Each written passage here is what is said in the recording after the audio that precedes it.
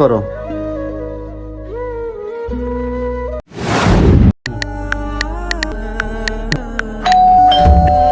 Sir আসতে পারি? ঠিক আছে, আসো। স্যার। রোমান, তোমার কি অবস্থা, কিছু বলবা? জি স্যার, আপনার সাথে কিছু জরুরি কথা ছিল, এই জন্য আসছিলাম। কি বলবা, বলো, এত জরুরি কথা।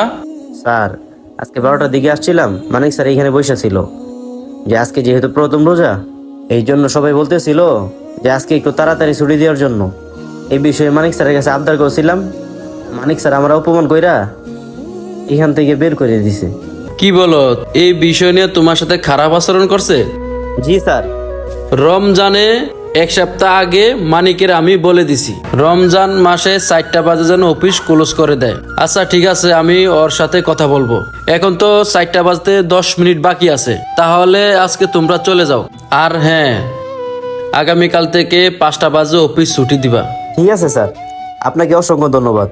স্যার আমি সবাইকে ছুটি দিয়ে দিই, আসি স্যার। আসসালামু আলাইকুম। ওয়ালাইকুম আসসালাম। তো বন্ধুরা, আমাদের এই ভিডিওটা দেখে আপনারা কে কে বুঝলেন সবাই কমেন্টে বলে যাবেন।